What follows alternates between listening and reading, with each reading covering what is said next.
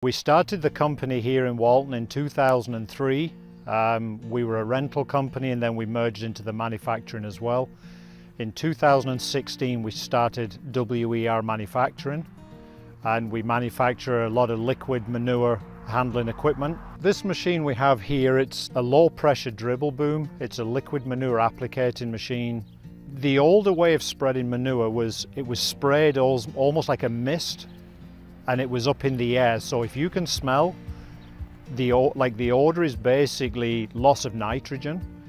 So the idea is to put it down onto the ground with a lot less pressure, which reduces the atomization considerably, which means you're retaining your nutrients on the ground. It's good for the crops, it's less loss, but it's good for your neighbors too. They don't get the odor issues that they would otherwise. The quick version of the processes around here are a truck comes in and brings in raw material, whether it's flat plate, round tube, square tube. Then it gets cut and processed into its relevant parts and pieces. Those parts and pieces go into the shop. We have a lot of jigs and fixtures for building consistency in the parts. So all the parts get built up with the guys using jigs. They get cleaned up and prepped up, and then they get shipped out to generally galvanizing.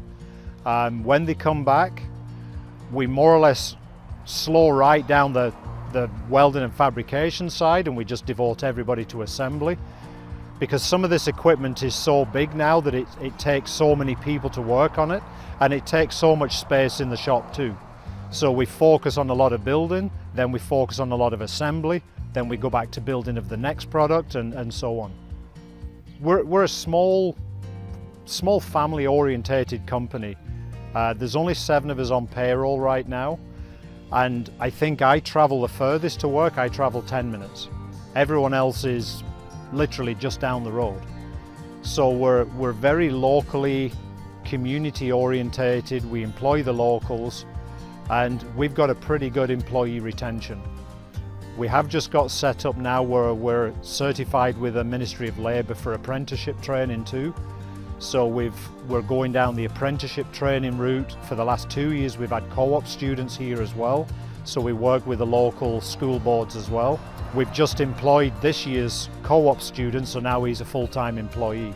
The feedback that I get from my customers and my dealers is, because we're a small enough company, they can talk to the owner, who then talks to the design guy, that then talks to the guys in the shop. So if customers want to see changes, or maybe a custom build, which we don't do much of, because we're a lot smaller ship than some of the bigger companies, we can shift direction pretty quickly. I can sometimes have a design in production within weeks from the initial conversation.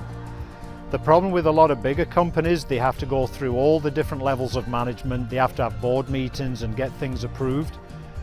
I can more or less approve things at a moment's notice and start the chain reaction of design and build pretty quickly. So our response time to customers' needs is generally pretty quick. When they know they call, the guy that sells them is the guy that owns them, is the guy that feeds the information through production. It's a lot quicker process.